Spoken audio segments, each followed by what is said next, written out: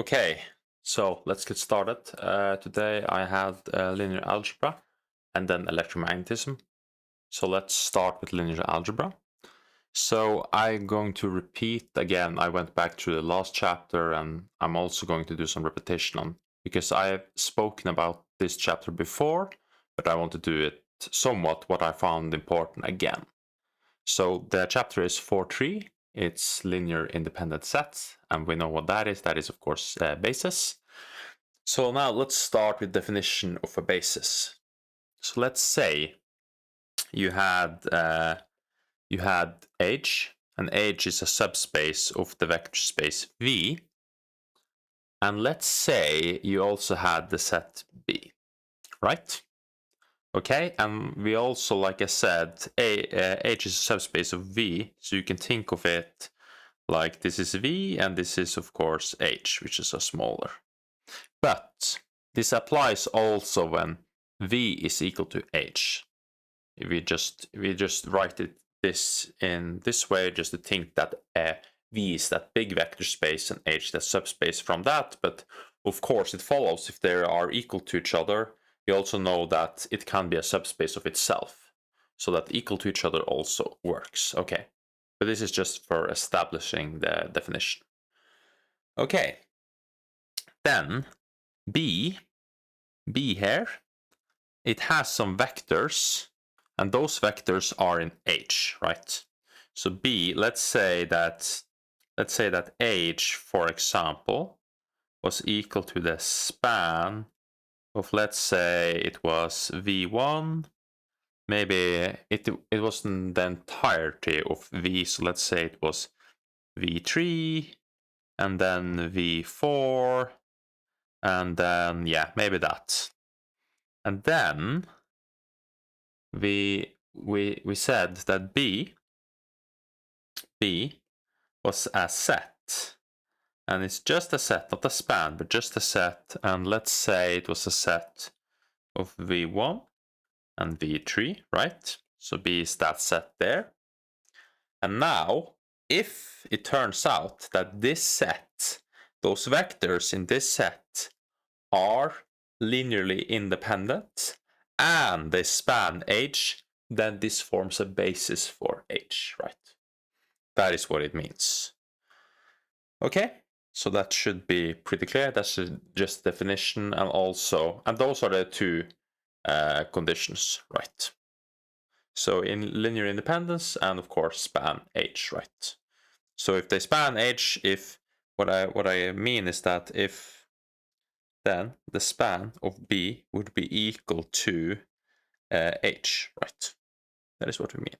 So to span H, we wouldn't need actually V4. We could use that spanning set theorem and remove that guy if we wanted to.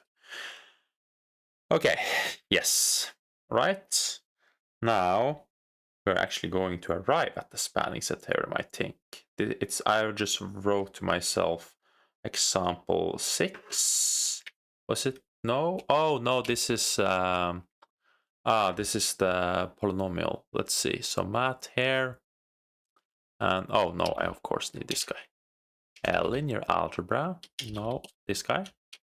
Here we go. Right. This was from last time. Let's go a little quicker here. Let's see. Where is it? Here we go. Yeah. Yes, here's that definition I used. Yeah. This just, of course, makes sense. I've done these before. But I wanted to do this one, example 6. I can just state it. So let S, or we can do it. It's more fun to do it. Okay, so let S be a set. And that set is 1, it's t squared, and all the way up to Tn, right? Verify that S is a basis for Pn. This basis is called the standard basis for Pn, which makes sense, right? Okay. So you have to go back. Okay.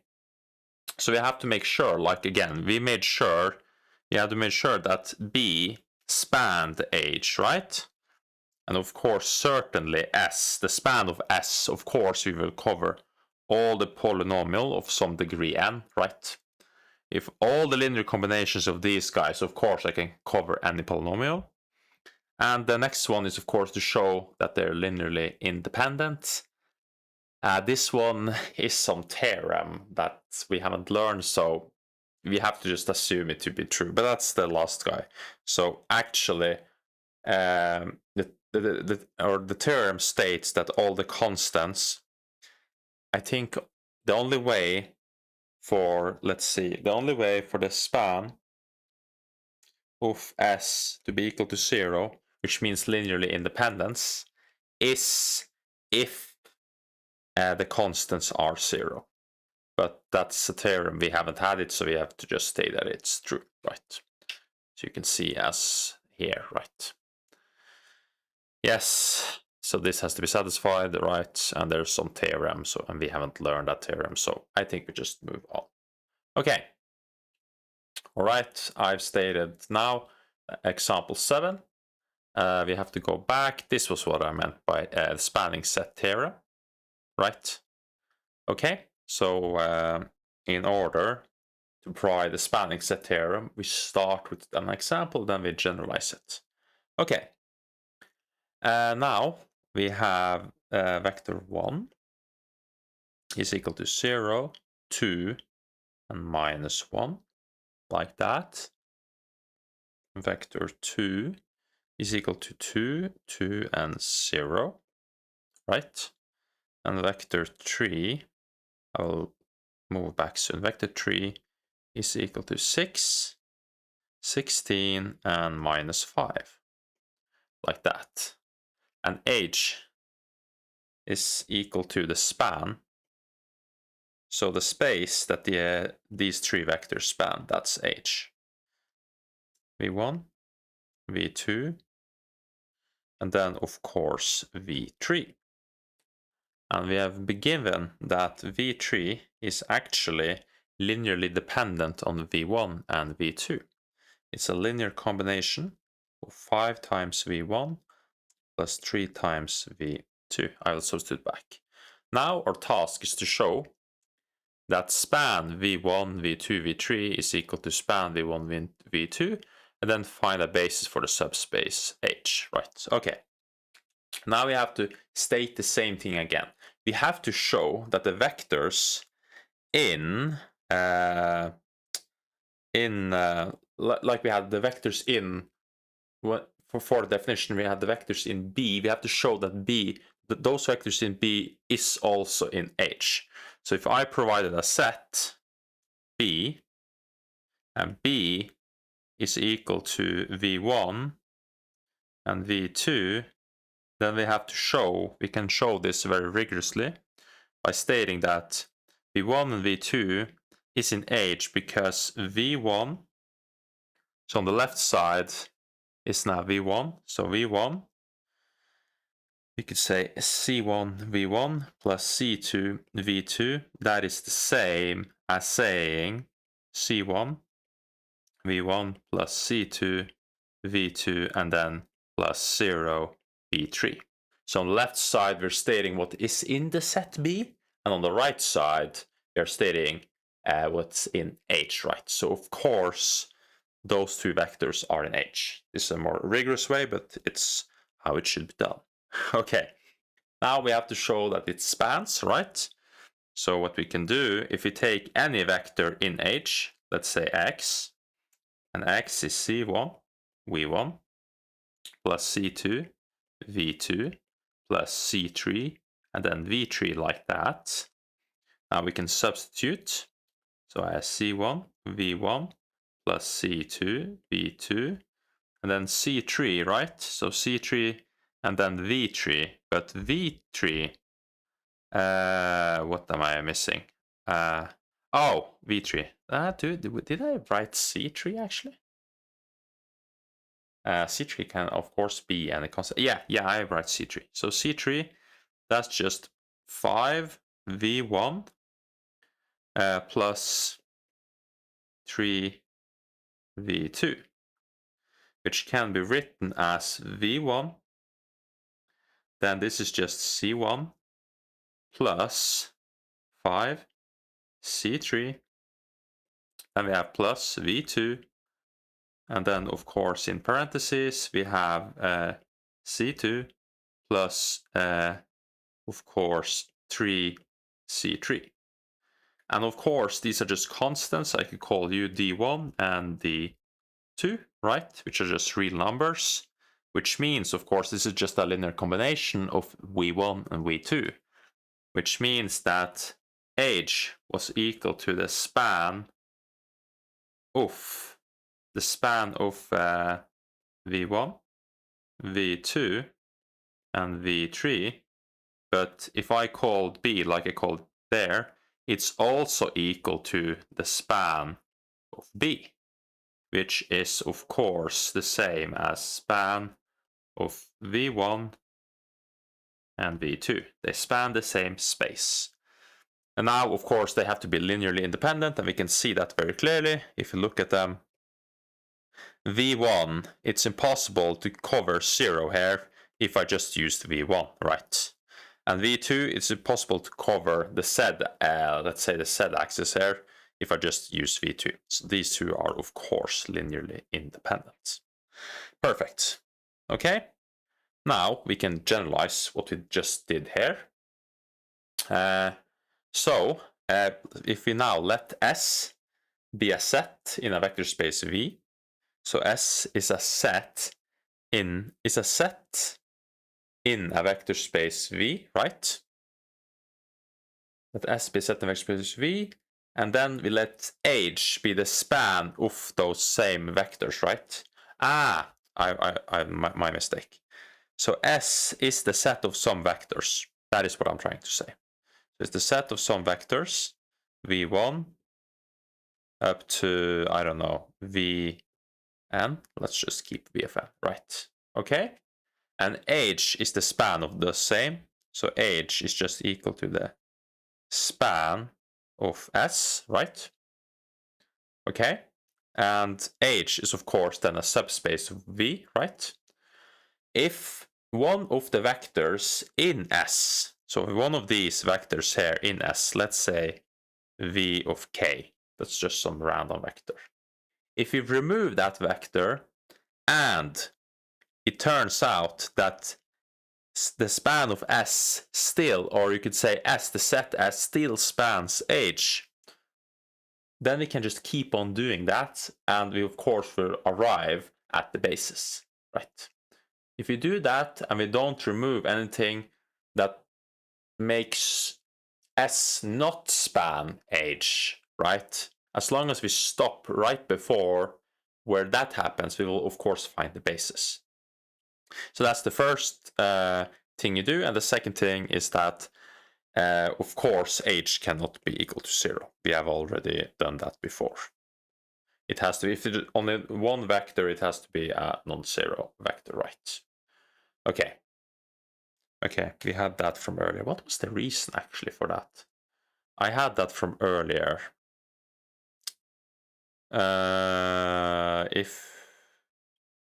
Why would it be that? It can't be a basis. I remember we had that earlier. Oh, of course, because then this equation right here doesn't have the trivial solution. Right. Now the vectors are suddenly 0. You want the trivial solution. Right, of course, then that works. Okay, perfect. Okay, next note. So, okay, now we're going to move. And this is actually on 4.3 right now. Yeah. Oh, we was on 4.3. My mistake. I was thinking of something else. But now the next part is about how to find the basis for the different spaces, right? And we already know for null space, because when we did find the vectors for the null space, it ended up actually being the basis for the null space if the vectors are non-zero, right? That was what we had. It was the amount of free variables was the amount of vectors, and those were the basis, right? That was the whole idea we had back there. Okay, but now we are going to tackle column space instead. So let's go to an example. which is example 8. Where are you, example 8? Here you go. Yeah. Okay. So now we are going to find a basis for col B. So this is for the column space, and it's pretty easy. It is just the pivot columns. Why is that? Because the other columns, the free variables, they can be written as, or they are depending on the pivot columns, right? So, for example, this one is a pivot. I can write the second column, right, as 4 times the first column, right? This guy is a pivot.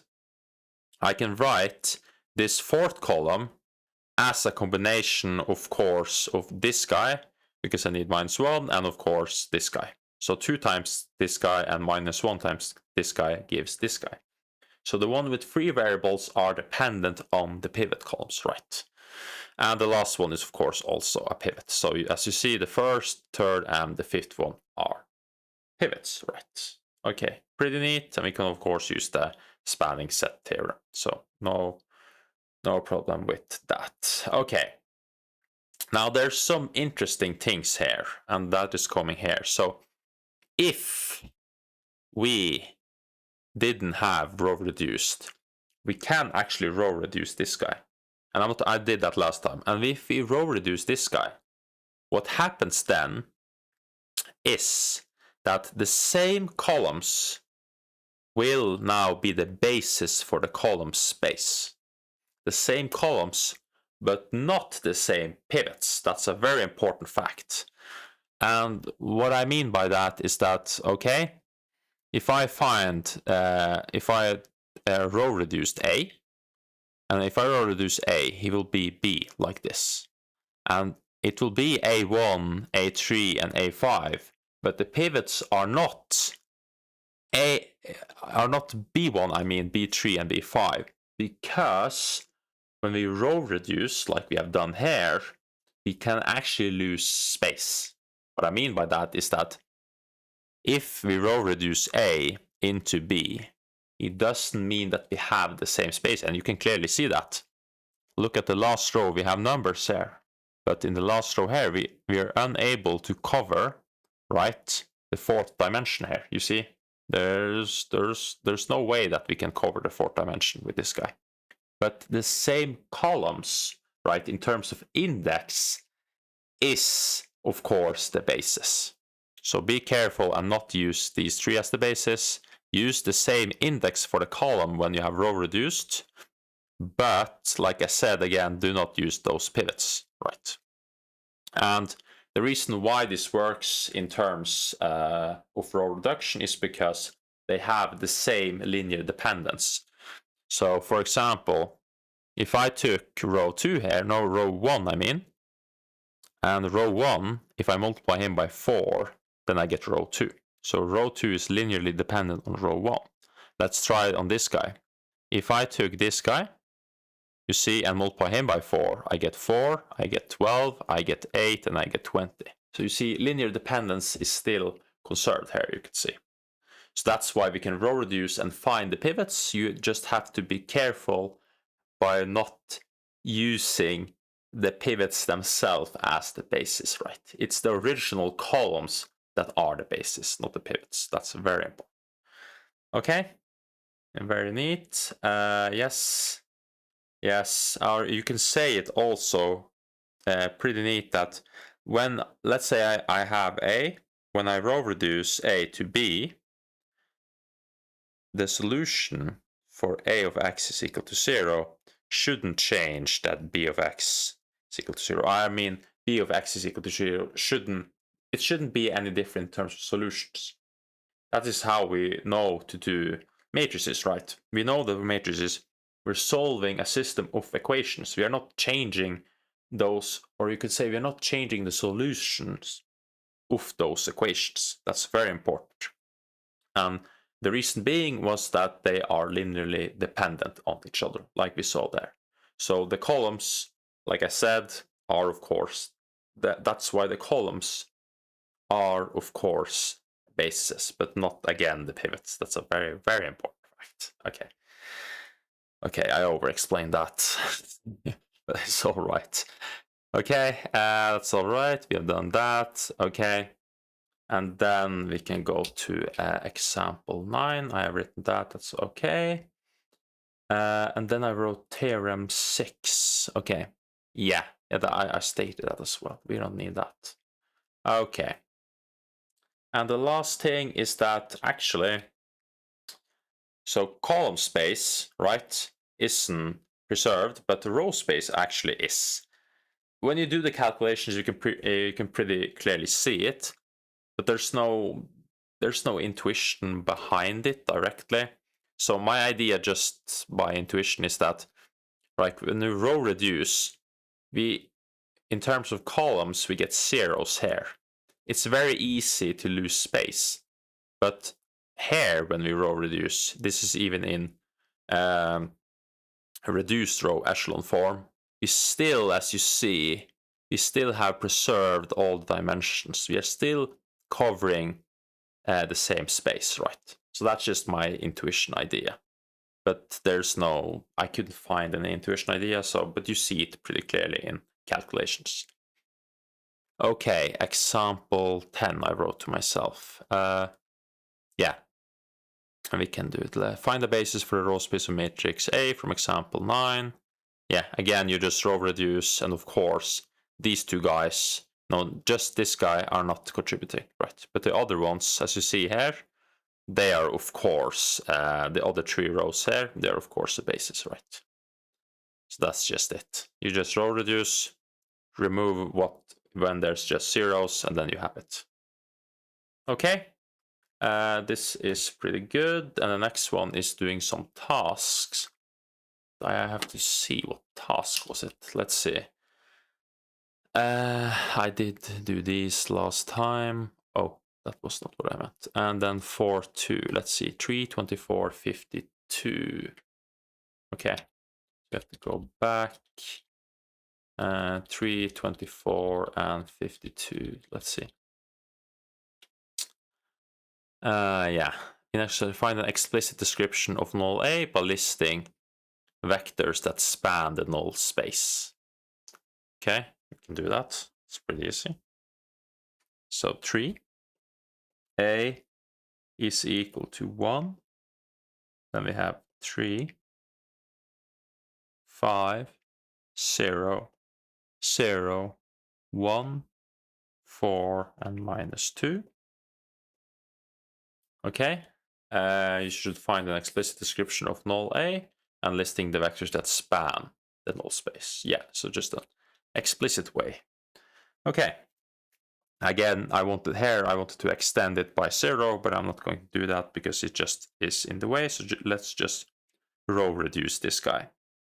So we already have the bottom one, pretty good. So 1, 4, and minus 2.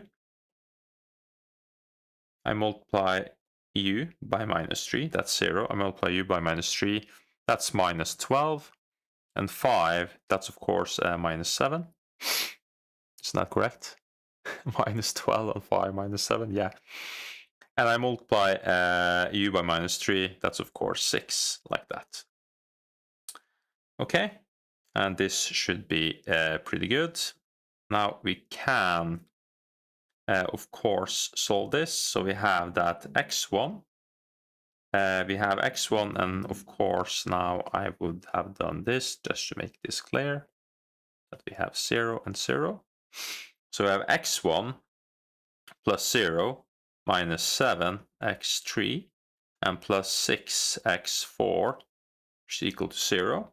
Then we have 0 plus x2, and then we have plus 4 x3, and then minus 2 x4. And as you can clearly see, we have 2 pivots, and the rest are free variables, so 2 free variables, which means that we should have 2 bases here.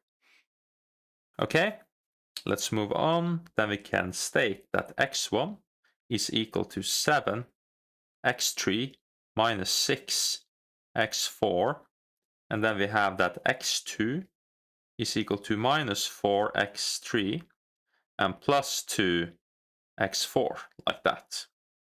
Perfect. Now we can state how our vector should look like. So we have x1, x2, x3, and x4. x1 is just 7, x3 minus 6, x4. x2 is just minus 4, x3, whoops, plus 2, x4. Then we have x3, and then we have x4. This can be rewritten into, of course, x3. And 7 minus 4, 1, 0. Then we have plus x4, which is just x4, and then we have minus 6, 2, 0, and 1. And these two, let's call you v1 and v2. They form a basis, so an explicit description of the null space. Null of that A is of course equal to the span of v1 and v2 there. Very good. Okay, pretty neat. Let's see, what was the next task? We had 3, that was 24, 52, and 40. 24, 52, and 40. What was 24? Yeah, 24, 52, and 40. Okay. Oh, this is it. Let A be this guy and W be this guy. Determine if W is in col A and is W in null A. Null A is pretty easy, you just insert. You actually get 0 here, so just if you do 2, blah, blah, blah, and just put them through, you get 0. But in col A, you have to row reduce. Okay, we can do the whole thing. Why not? A is equal to minus 8, minus 2, minus 9. Then we have 6, 4, 8. And then we have 404. 404. And then I, of course, have W, which is equal to 2, 1, and minus 2, like that. Okay, pretty neat. We want to find a null space of, or no, we don't. We want to determine if W is in null A. So all you do is, of course, just run W through A. So A, W is equal to, first what we have is 2 and minus 8, that's minus 16. Then we have more 1 and minus 2, that's minus 2. Then we have, of course, plus 18, that's 0. Then we have 12 plus 4 minus 8, minus 8. Did I make a mistake? 12, 4. Oh, 16. Yeah, you moron. 16. Then you have 2. So you see that's just 8. And then, of course, you have minus 8. And all of this is, of course, just 0 vector. So it's in null A. Okay? To determine if W is in col A, remember how we defined what it means to be in a column space.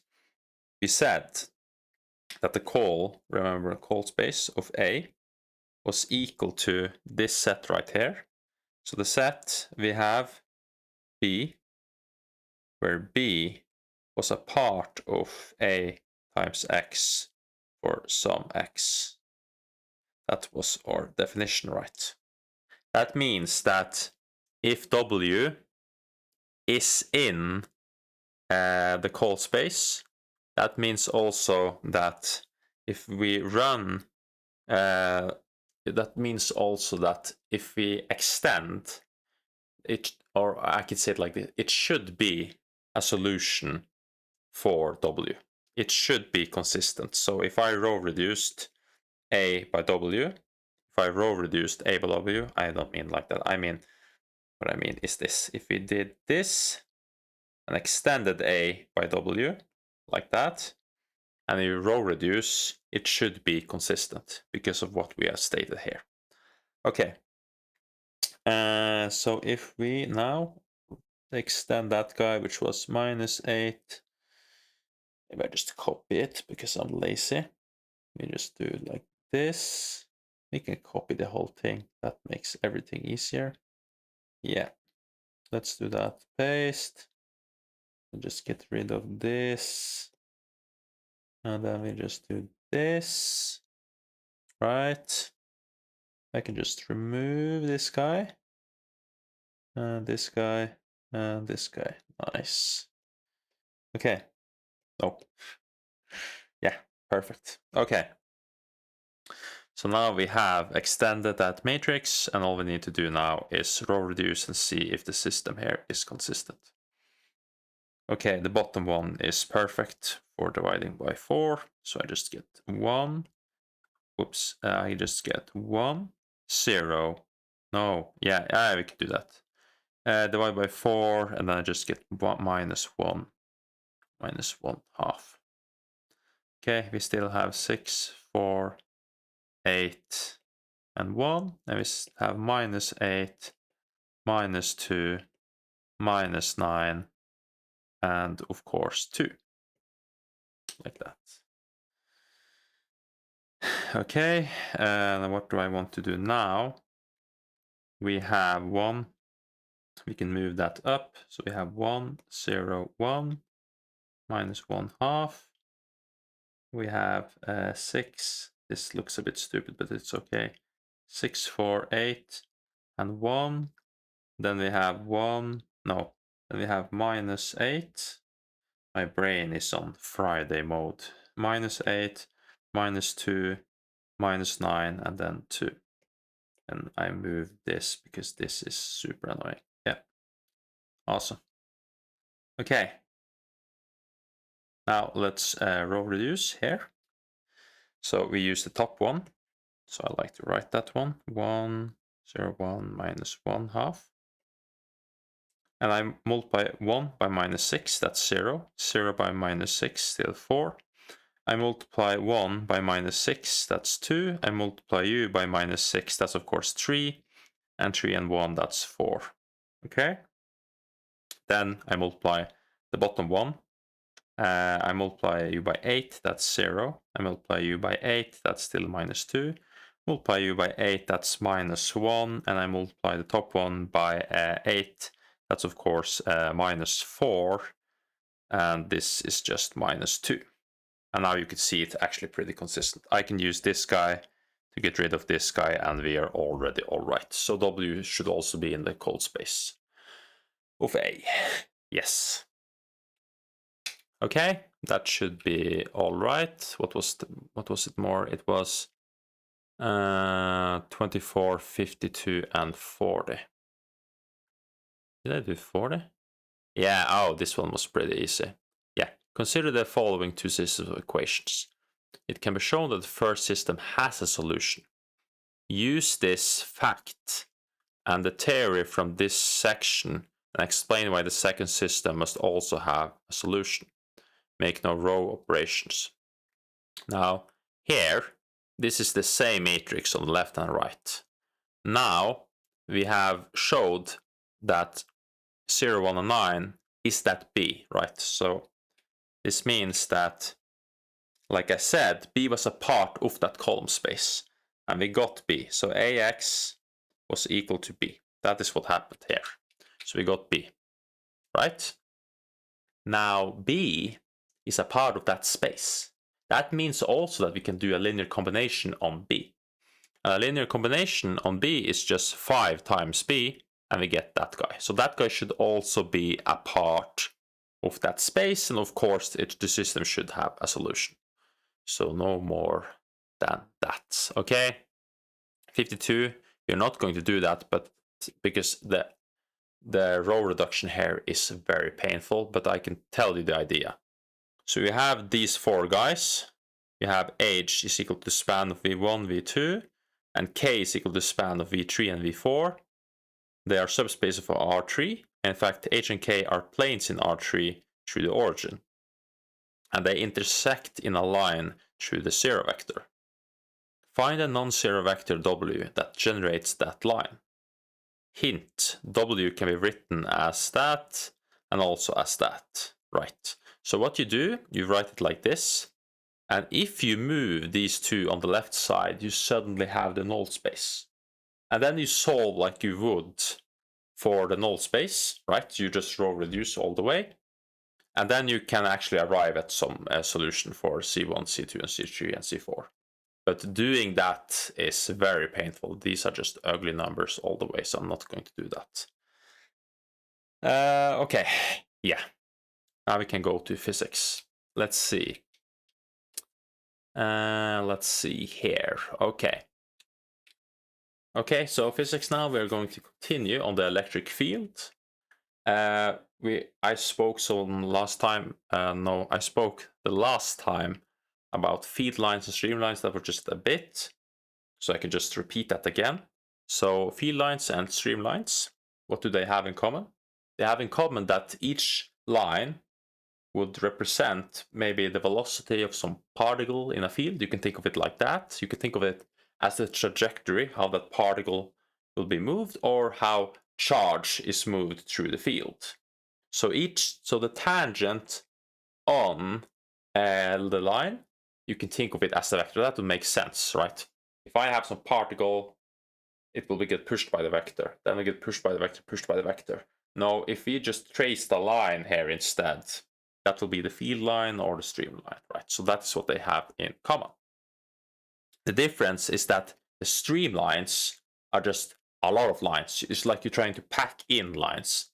But with field lines, we're actually trying to represent strength. So what I'm trying to say is that you have plus to minus, right? So field lines will move something like this. This is a field line, and here I have another field line, and another field line, and maybe we have some going to infinity, and it comes back, and there. And all of these have to like open and close like this. It has to be the same amount of lines that goes from positive to negative. That's the idea here. Okay, so with the field lines, I can indicate how strong they are by how close they are, right? And this makes sense. We have some charge here, and we have some other charge here, and of course they're stronger around the charge. And the further we are away, the weaker they are. But when it comes to streamlines, we just have a bunch of lines like this. They still somewhat represent the same thing, but now it more looks like it's a fluid, right? And that is also why streamlines are used in a fluid, because I have no idea of the strength here, right? Okay, so we are going to use, of course, field lines, yeah. But we have to use stream plots, so it's somewhat of a streamline when I'm plotting it. I don't know, but that's it when it comes to that. Okay.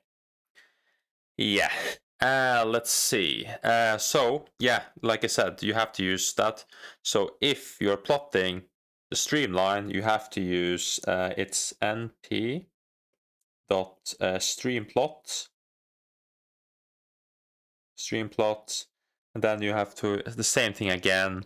You're writing rx, ry. You have to say where it should start, and then you have to, of course, state how they move. So they move, of course, with the field like that. I can show you the code. I have messed around a bit here, but let's see. We have streamplot here. Yeah, yes. And I don't want this guy. Let's remove this, and let's remove. What was it that I did the last time? I have Rx. Yes, E, and Y. Yeah. Okay, I don't want any of this. No start X, etc. Yeah. Okay. What? That was not correct. Okay, a radius. Let's see. Did I want the density? In theory, it should be like I've written it, but I messed around a bit with the code here, so it may not work. Let's see. I don't think I need that at all. Yeah, you see. Here it is. Okay, so as you see, it's impossible to indicate the strength. I want a certain number of lines, right, to indicate the strength. But this is how the streamlines would look. And we also have to use the transpose method here, and the reason being is that it wants to use the default numpy, which is xy, but we have the indexing. Where is it? Where is the indexing? Indexing. Yeah, we have the indexing ij, right? Because that fits more like how we used to do physics, right? That's just a minor inconvenience for more convenience otherwise. Okay. Awesome. Let's see. Okay. So we are now going to try and look more at the field lines and how we would approach it. We are not going to do that in code because the code in the book actually doesn't make any sense. I'll try to play around with it. It makes sense in terms of the idea, but there's some errors and I couldn't get it to work. So we just leave that, but of course the idea here is correct. Okay, so let's tackle the idea. Okay, so if we wanted to visualize in terms of field lines, right, we want this going from positive to negative, right, like we had, and of course, like I said, the strength should be how close we are, right? And then of course they shouldn't cross, that doesn't make any sense, right? Okay, so that means that we should, of course, have some sort of line numbers per charge, right? The number of lines should be proportional to that charge.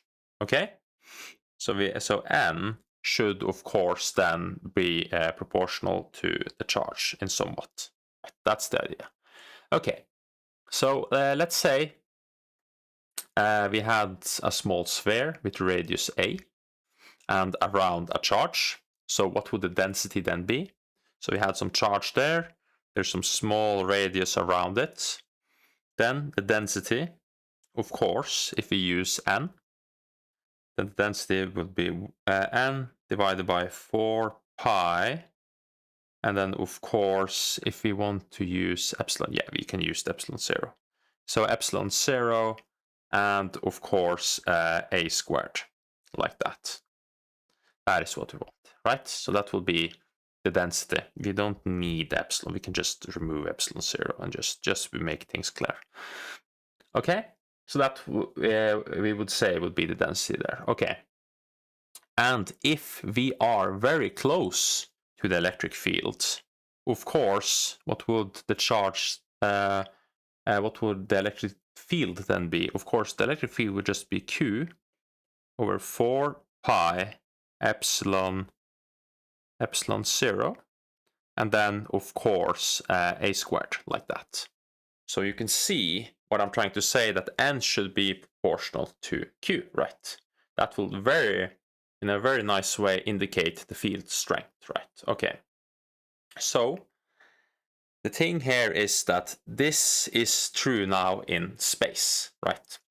It's a problem because if we weren't in space, we wouldn't have 1 over r squared here, and we should instead expand by, let's say, 2 pi r. So then it would be n divided by 2 pi a, right? But I don't think that quite works. I haven't played around with it, but because our formula is, of course, 1 over r squared formula.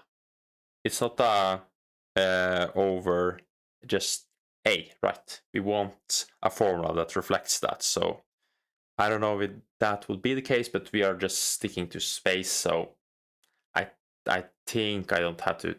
I think I don't have to worry too much about that, right? So, but you can see how the field lines should be proportional to the charge. That is what I want. Okay. Here is, I can show you the code. Let's see. There you go. And not you. I want further up here. So here is that code. So there was some problem here. They are dividing. This is a list, and this is also a list, and dividing that by a. That should, of course, not work. And also, I moved a outside, and I tried to make this a numpy array, but it still didn't work. So it is what it is. We just keep it like that. Okay. Let's see the next thing we are going to tackle. Okay. Yes, now we're going to tackle some fun. So let's say we instead have a lot of charges. Okay? So we could, of course, use that these charges, we could, of course, model this electric field from the charges here, just as we did with test charges. So that is just the sum. We are counting the charges, and one charge is q of I, and we divide that by 4 pi epsilon 0. Then we, of course, have the relative vector Ri, and we divide that by Ri cubed, like that. Okay, but there's a better way. Since there's so many of them, we can think of them as continually distributed. Pretty similar to what we have done with masses. So instead what we can do, we can have this box here, and we can, of course, divide this box up. So this is going to be a volume box, where this, just one part, is what we have as a volume, a small volume. And what we have here inside that small volume is, of course, a small charge. So we have it like that. That means that we can approximately rewrite what we have as j. Then we have that small q of j, like that.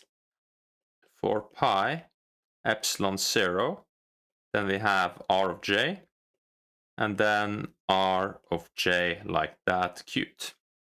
Very important. This is very important. Now, r of j, that relative vector, is equal to r minus rj, where rj is in the middle here. That is very important. And the reason being is that when we shrink, which we are going to do, shrink those boxes, we are going to point at the center of that box, right? So we want that to be the center, rj. Okay. Now we can manipulate this equation a bit. So what I can do, I can write j, I can write qj, 4 pi epsilon 0, still have rj, divided by rj cubed. And what we can do is multiply by this guy here. No, I want the volume, actually, of course.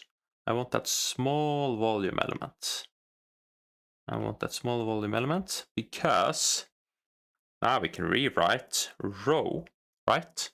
Density, of course, is the density of this guy divided by this guy.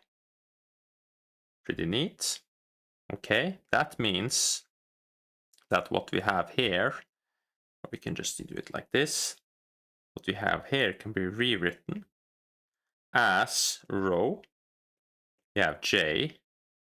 Now we have 1 over 4 pi epsilon, that was a nice epsilon, 0. We have rj vector divided by rj cubed. And now in the end we have this nicety, which just screams an integral. Okay. So now, if we let these boxes here, if we let them approach 0 to be as small as possible, of course what we end up is an integral.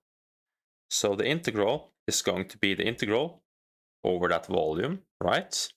Then we have rho as a function of that where we are pointing, that center, r of j, right? Then we are, of course, dividing by 4 pi epsilon 0. Then we have rj, like we had, but now what we can do is write r minus rj, just to make it clear. Both of these are vectors. And of course, what actually, you know what, instead of writing rj, what they have done actually is written this as r like this. And this guy is like this. And then here we have the distance here, r minus r, and like that, and cubed. And we actually have the volume and like that. This is just to make it very clear that we are not, with that, oh, I don't remember what that name was again, with that notation, is not the position, right? It's the center of one of these boxes, right? Because why? Why? Because the density requires that, right? You see, density here, I can't say R is of course my relative position, right? So if I'm here, that will be, let's say I have this small test charge here, Q, then this is R, of course. This doesn't reflect the density at all, right? So the density is, of course, in terms of R and this thing here, right? Okay, pretty neat. Okay, yeah. We can also write, I have this guy. What did I write there? Oh, yeah. Yeah, we can also just write, because this is the electric field, right? Function of R. Not R that, but this guy. And we can also write now an integral. We can use a lot of the same approach, and we can also write an integral for Q. So Q is now the volume, right? And it's the volume of just rho, and then R, of course, and then just the volume, like that. But now we don't have any electric field at position. We can just use R. So now dq, like that. It's a little bit confusing sometimes, but that's correct. Okay, and of course, this can also be rewritten. This is, of course, sometimes written like this, where we have, instead, we are integrating over q, and we just say dq, where dq is just, oh, my mistake, not dq, I meant the volume, where dq is just the whole of this, right? So this is a nice way of writing this. We have more ways of writing this integral here. We can also write that field as the integral over, because we can also integrate over a surface similarly, and we can also do that over a line. So we can write A, and then we have, no, S, I want S, of course. So we can say S, and then what did I want? Let's see. S, and then, of course, what we had, yeah. So we can have rho, and we usually just say rho of A. Sometimes it's used with sigma, but we can just say rho of A. Do we want that? No, we want rho of S. So rho of S, same thing again. Now we have that relative vector, 4 pi epsilon 0, and it's all the same actually, so it's not that important. We can write it. I can now use capital R, so R again, and divided by, of course, R cubed, and then we have, of course, ds, right? And we also have the same thing for line. I'm not going to write that. It's just the same thing. And with the line, we sometimes use lambda, right? Okay. And now, let's do the last task for today. So, the last task for today is, this one is a bit tricky, so let's see if I can get it. It's this guy. So the curl, there's very obvious that there's no curl here, but the divergence part isn't that easy. Okay, so we want to find the divergence for that field.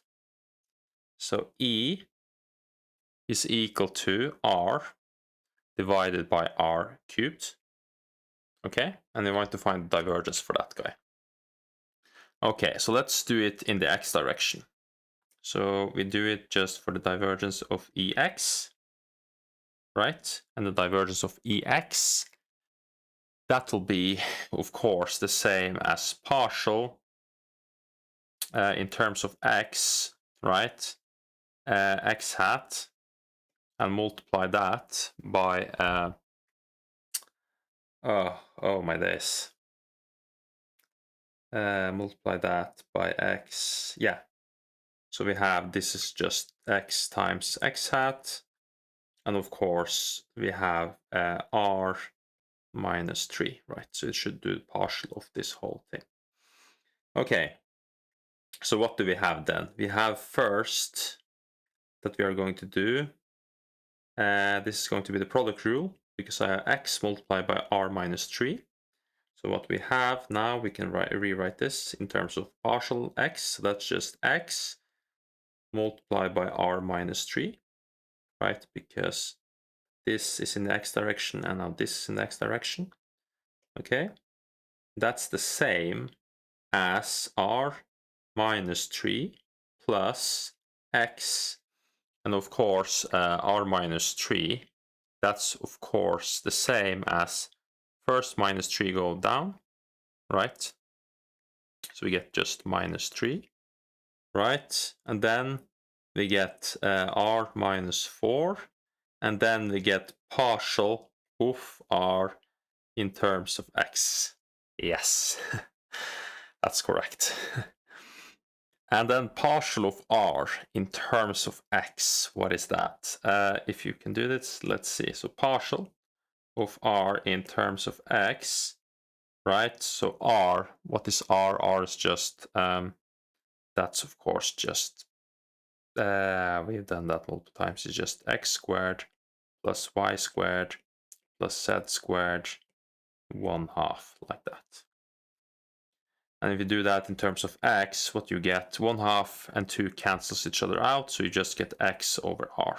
That's what you get. So this is just x over r. Let's copy this guy down. Copy. Goes here. That's equal to, let's see. It's equal to all of this, but we can change that last guy with x over r. So that's just x over r, which means that we have r minus 3. Then we have plus, not plus, minus 3 x squared, right? And then we have r minus 5. And if we do that for all of them, so let's see the divergence now, it'll be the same. So there's of e is then just r. We get r to the power of minus 3 3 times. So that's just 3 r minus 3. Then we get, of course, minus x squared r minus 5. That's correct. Okay. And then we get minus 3y squared r minus 5. Then we get minus 3z squared r minus 5, like that. Okay. Then we have 3 r minus 3. And then we have minus 3. And what we should do, of course, here is take r minus 5. Then we have x squared plus y squared plus z squared, which is just equal to 3 r minus 3 minus 3 r minus 5. And that is, of course, just 3. No, just r and then plus 2, I mean. Plus 2. Plus 2. And you can see this pretty clearly. This is equal to 0. So no divergence there. Yes. It's Friday, I'm tired, and goodbye.